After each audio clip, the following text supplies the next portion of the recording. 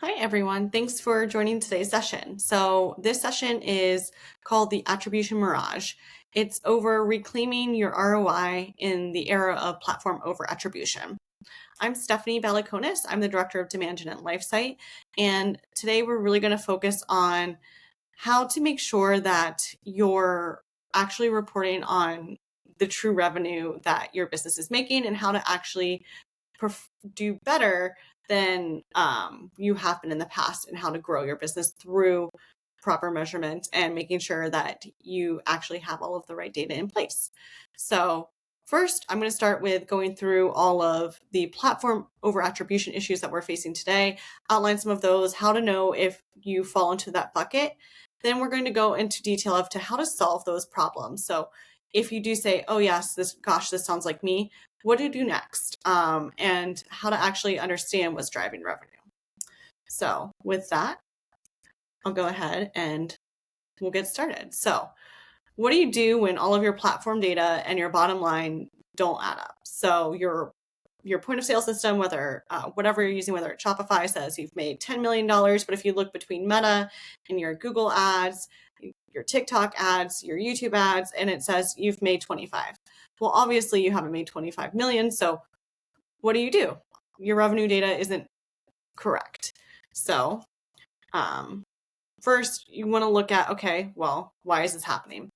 Platforms always over attribute all of your data. So, but they want to track everything. View through conversions, engage conversions. They really have made it so that their platform performs better if you actually put more data in. So they want to say, yes, Meta, Google, TikTok will all perform better if you have like 3,000 customers versus 300, because it's able to identify more similarities between all of these different customers. However, they're all then claiming credit for that same revenue because someone who watched a TikTok video also got an Instagram ad and maybe ultimately purchased on Amazon. So trying to track that one customer across all three of those places, all three of those platforms may be counting themselves as the winner of that purchase. And we all know that might not necessarily be the case. So you can see here a lot of times that you do end up just getting those double counted purchases kind of across the board. So again, you're incentivized to really just give the platform that data. So here you can see the attribution settings for this in particular is for Meta, but this is similar for most platforms. You can change them, but at the same time, all of these will be give you different numbers, and even within your own data, you can have two vastly different numbers for your purchases, for your revenue, for your return on ad spend. And again, those platforms are incentivizing you to give more and more data, because the more data you give, the smarter those algorithms get. So as a marketer, if you use those numbers as your bottom line, as your true revenue, oftentimes you are not going to be reporting on the revenue that is actually earned by the business. And this is something that over time, we have been kind of taught initially, like, you can track the customer journey. They have this nice linear path through where you can see they started, maybe they saw a radio or heard a radio ad, saw a TV ad. They went through, now they're reading about your products in their blog, trying to figure out sizing. They go to your shop and they've looked through, they picked out some colors. Maybe ultimately it's this social media influencer that you've been partnering with for the last 2 years who they saw the outfit on her, decided they want it, and went to purchase. Now that's, just one example of what a customer could be doing, but that's where ultimately, if you're trying to follow, okay, well, which purchase or which touch point led to that purchase, you're going to end up in a bit of a mess. That's where a lot of times that's the story, right? That we can track that person across all those touch points, that this multi-touch attribution, even Google will call it DDA. So data-driven attribution, that they have all of the data and that they're able to attribute those purchases to that person. And that's not always the case. So this is, something that we were taught back in the day. You can always track that customer. They have all these touch points, but you can figure out how and where they're doing it. And that's just no longer the case with standard multi-touch attribution. You really lose a lot of data along the way. So there are three structural failures as to why this doesn't work. One, identity blackout. So Apple, I feel like most marketers have heard of iOS 14. If you haven't, this is an update that Apple made to where now your apps always have to prompt you of, do you want to share data? Are you going to allow app tracking? And then you have to say yes or no. Around holiday time, you'll actually see that that number ticks up. More people will say yes.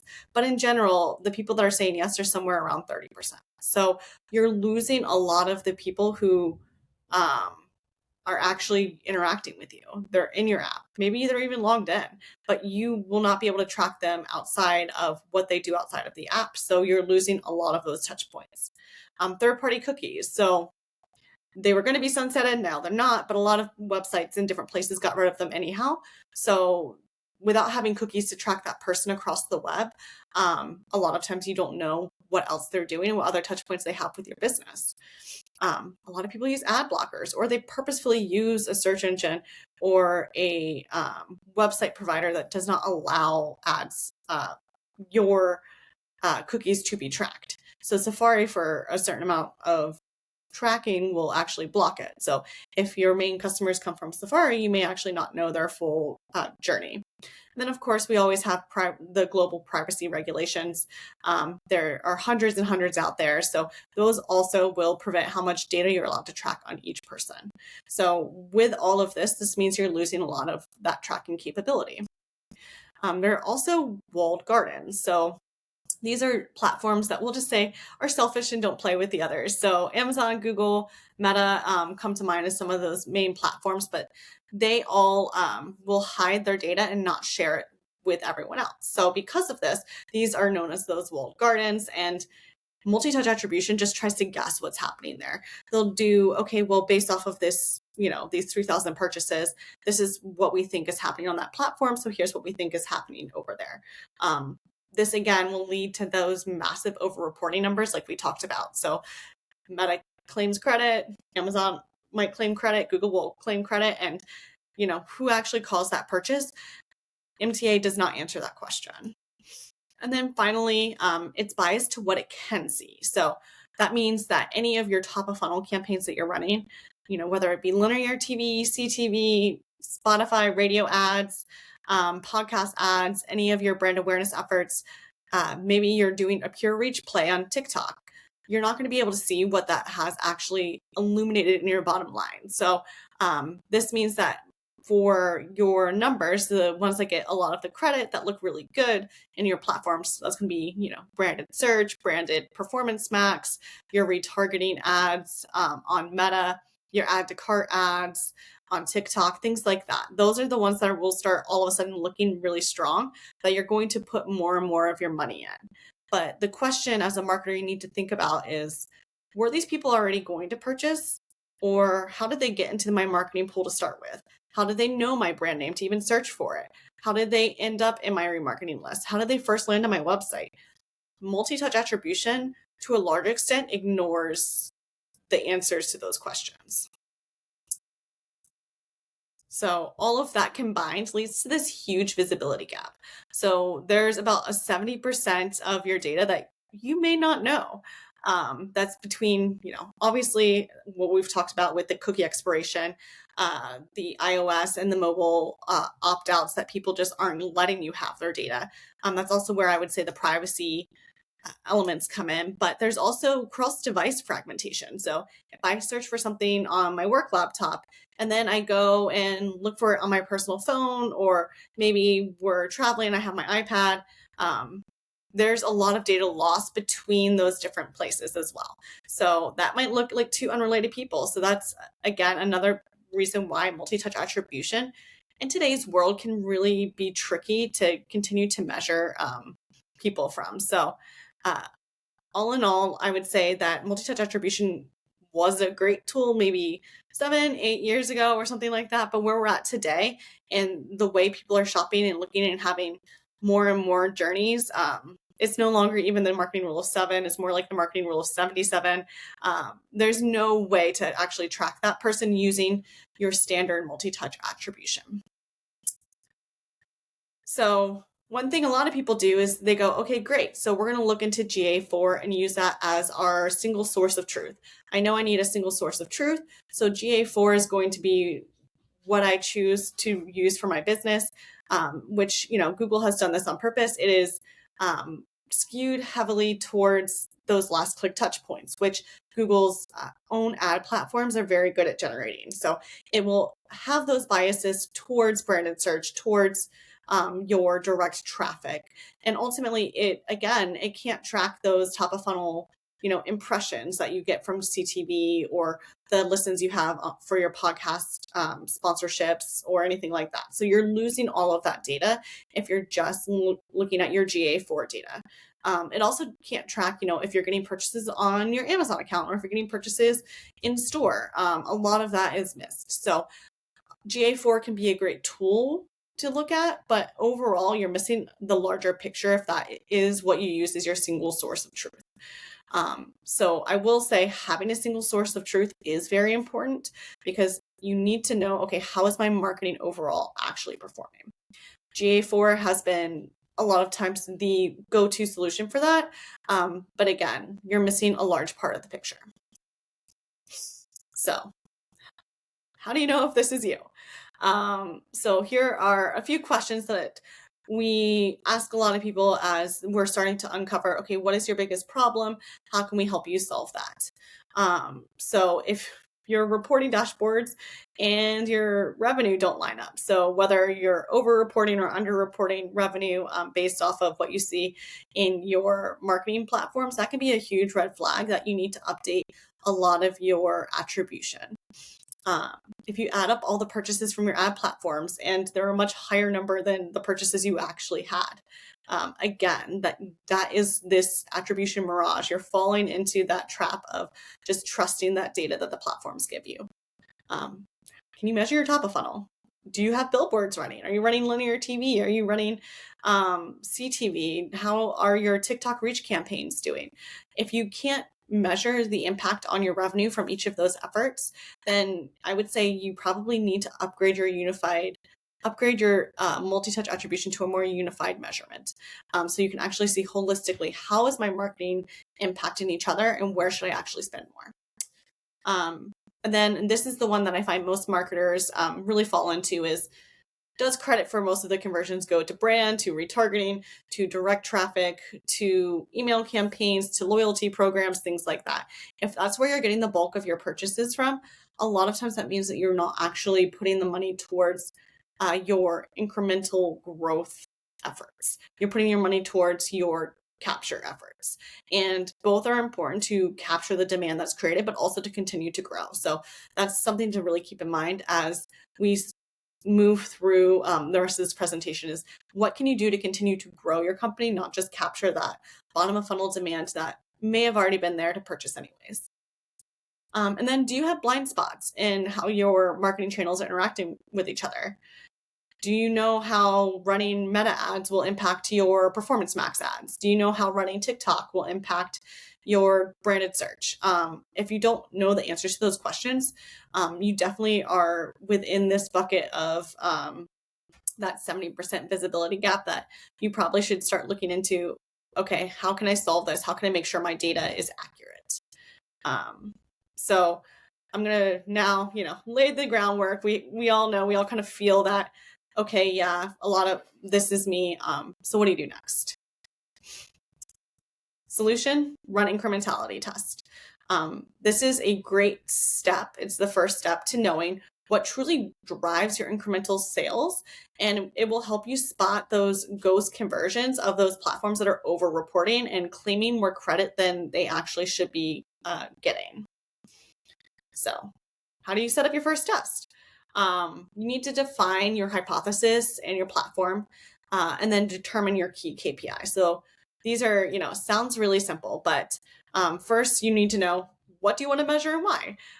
So do you have questions about your TikTok and you think, okay, if I run my TikTok ads, my revenue will increase by 15%. Or is it YouTube that you're running? And you go, we really started this shorts program and I'm just not quite sure if it's resonating or getting the volume that we need, or if it's worth me continuing to invest in putting those out there. Maybe you think, you know what, I think my branded spend is oversaturated, and I can have improved efficiency and improve my return on ad spend if I reduce my brand spend and put it into a top of funnel campaign. So a lot of those is one, the hypothesis, YouTube shorts aren't helping my revenue. TikTok ads are helping my revenue, or branded search is stealing purchases from other places that would have already delivered that value. And so then again, those platforms, whether it's Meta, TikTok, YouTube, Snapchat, whatever platform you so desire, and then your key KPI. Normally, I would say most brands use revenue as their key KPI. For some other brands, I've also seen new customer acquisition is a really good test into this incrementality, and then return on ad spend if you're really focused and honed in on efficiency. So this is kind of, the groundwork. Great. This is what I want to test. This is what I hope to achieve or figure out. And this is my key KPI. So you want to figure out if TikTok is driving increased revenue for your business. And you think it is. So that can be that initial hypothesis. Then you need to develop the synthetic control market location. So that's a really fancy way of saying just identify which regions are similar to each other in the digital world. And then that's how you can segment your control region to your test market. So you need to find those two markets. And that way, what you'll end up doing is going, okay, great, here's my hypothesis, and here are my two test markets. So there's a lot of different ways to develop these kind of synthetic control models. Lifesight has something that does that for you easily. There, you can also upload all of your data into different places and try to parse through it and figure out, okay, like, is the demographics equal in these areas? Are the purchases equal in these areas? Should I be seeing similar results between them? And there's a lot of other methods to do it. Lifesight does it automatically, but this is the method we would recommend rather than choosing just a random state kind of, out of a hat, because that way you can actually see if you're truly growing or revenue in that area, or ROAS, etc., in that region, based solely on the test versus any other outside factors. All right. And then you also need to determine the time that you'll need to run the test. So you want to go to statistical significance. And ideally, normally it's somewhere around 14 to 30 days, depending on volume. I've seen some tests last as long as 60 days. If you just don't have a high purchase volume, maybe you're a really high-end product and you don't have that many purchasers in general that you maybe have to get because you're selling $60,000 unique scooters to only certain people who want them.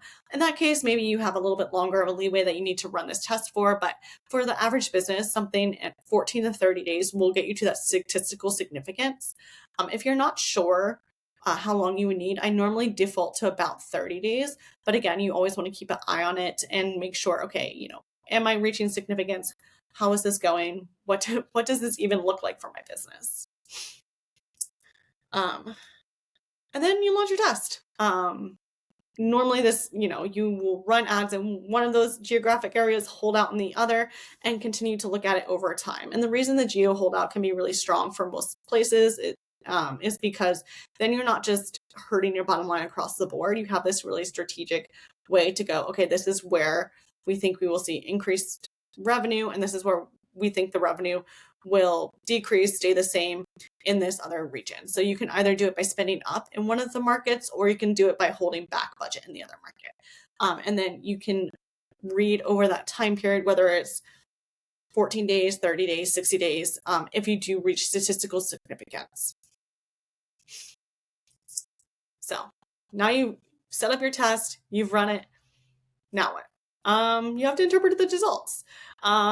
So a lot of times that you'll end up with data kind of like this, where, you're like, okay, great. So what do I do with this? So I have a few scenarios in here for when you do leave this session and go set up your first incrementality test of what you should look at and what you should do next. So with that, scenario A, you have high platform ROAS, you have high incremental ROAS. So iROAS is incremental ROAS. This is the dream. This means that channel is driving new business.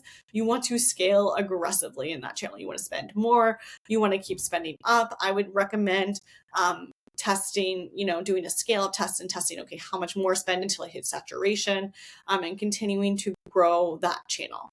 This is what you want to have. So if you think TikTok is driving revenue, you're hoping that this is the result that you get. Scenario B, the platform has high ROAS and low iROAS. So if this is normally the case that you might see for like a branded search test, so this is that attribution trap that most of us are falling prey to if we're just using platform data. So this is how you can really look into your branded search, retargeting, campaigns, some bottom of funnel efforts as well. So Performance Max can fall into this sometimes simply because it does tend to have a lot of that remarketing audience in there. Just nature of Performance Max and Google, they want their numbers to look good. So Performance Max itself, and then I would say advanced shopping ads on Meta often also do fall into this trap a little bit. You do have to be careful with those.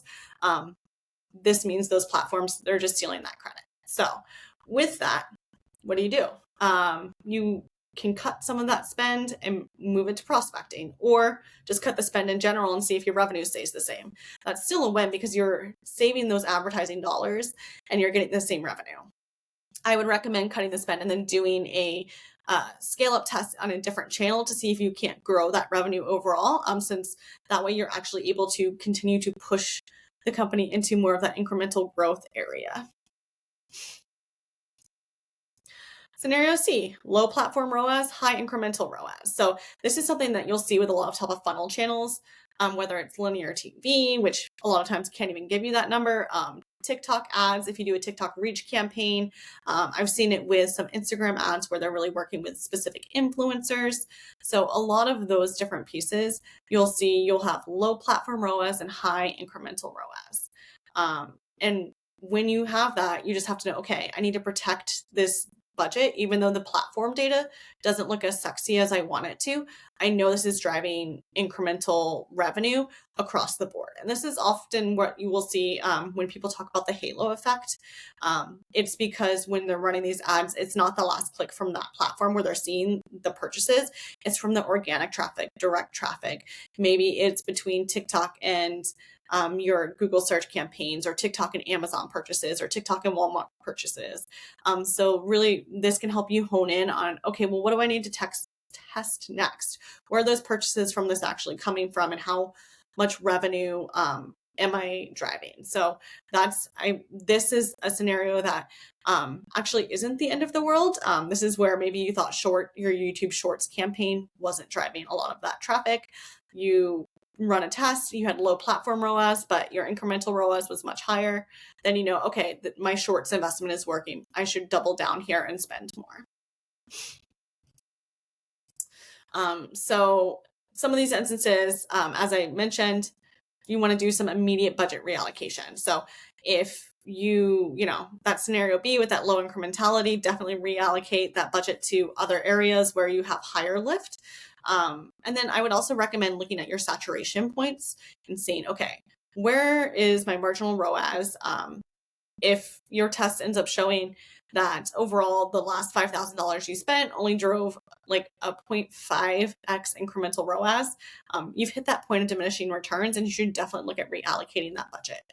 There's a lot of really interesting data science ways you can calculate this. I won't go into detail into those. It can get pretty in the weeds, but I will say Lifesight does have a tool for a scenario planner that will give you this information and just kind of like hand feed it to you. It'll say, okay, great. You've hit diminishing returns. We'd recommend you reallocate this much budget. And we actually do have a chat feature that you can ask it, okay, where should I allocate that budget to? And it will recommend based off of the data it has on your business, exactly where to put it. So super easy for all of us marketers who maybe don't have that level of detail or granularity into the data science world. That is there. But again, you don't have to use Lifesight. There are a lot of other ways to calculate that. And then, okay, so you've run this great test, you have this data, maybe you're protecting that spend in the ad platform, spending more or reallocating it. Okay, cool. So now what do? You've tested one hypothesis, one channel, and you've come to this really great conclusion. You're going to help improve your revenue for, the next quarter. But that's just one channel. Most of us are multifaceted marketers, marketing on lots and lots of channels at one time. So what do you do next? You look at, okay, how do I update my measurement across the board based off of these insights? You close the loop. So you align your measurement strategy and pinpoint what to test next. Maybe it's, okay, so do I need to spin up more on my Performance Max ads? Because I noticed when I was testing YouTube Shorts in my holdout area, my Performance Max ads really started taking off from YouTube Shorts. Is there overlap there? How do I look at that play? Maybe you need to test how your TikTok ads are influencing your branded search, or if your branded search is oversaturated, if that's not what you tested initially. So there's a lot of really cool ways you can look at, okay, well, what do I test next? You also use this as the foundation for your MMM. So your MMM is that long shot forecasting of, okay, next quarter, next year, this is what we predict based off of all of the data. If you put more data in there, better data in there from these incrementality tests that tell this MMM, okay, this means that we are actually over-investing here, we're going to cut back on this, then all of a sudden your MMM, which is looking, okay, how can I optimize next month, next quarter? It will get that much better. And over time, these results compound, and you're actually able to see how that synergy is between, I know that horrible word synergy that we all use in our everyday lingo, right? But you'll see how they actually work together and how your incrementality tests fuel those better insights for your MMM. And then finally, for the day-to-day marketer who's, yes, pulling that report for Q3, Q4 performance and really looking at, okay, how are we going to nail Black Friday this season? You still need to know, what do I optimize to get sales next week? What do I optimize tomorrow to update? And that's where you should look at using your incrementality test to fuel causal attribution. So this is another type of attribution, different than multi-touch attribution, that looks at what is the cause of these purchases versus what is the correlation between these purchases. So correlation would be, you run branded search, they search for you, they buy, you think, okay, advertising my brand name correlates to this search. But the cause might be that they saw a TikTok ad that caused them to search for your brand. So causal attribution is really powerful and really ties into this whole sphere and enables you to make those changes in real time. So it helps you cut through inflated ROAS, reclaim some of those lost signals, that 70% visibility gap that we talked about, and really ensure that your budget is going to what's driving the most incremental growth. A lot of times I would look at this as a way to kind of recalibrate your attribution across the board. And no one of these operates by themselves. You really want to use this as a truly unified measurement system, to where your MMM is giving you that future look. You're running these tests continuously, so you're validating either what you're running, or you're learning and changing your marketing mix. And then you're constantly making those small adjustments in the day-to-day with that causal attribution. But again, that first step, that first incrementality test, is what you can start with to really fuel the rest of this data. And none of these really work alone. So a test is really only as good as what you do with those results, because if you run this great test and you get those results and then you don't do anything with that, there's not much else. You can say, I did this test, but your results are going to stay the same. Your revenue is going to stay flat. You're not really going to grow. So one really great example of incrementality testing that I want to highlight for you guys, that I think can really help kind of push you towards, okay, yeah, I should set up my first test, comes from Uber. So this is pretty famous, so I'll keep it brief because most people have heard this one before, but there was a time when Uber paused all of their Facebook and Instagram spend for 3 months. They wanted new riders, new installs, but they were spending over $1 million a month on Facebook and Instagram and just didn't think it was doing anything for them. So they did this massive holdout test. And if they were just looking at traditional attribution, they would have been like, oh my goodness, I lost so many new installs from Facebook and Instagram. Look, the platform's saying I lost 5,000 a month. Like, we need to get this back up and running. We need to invest here again.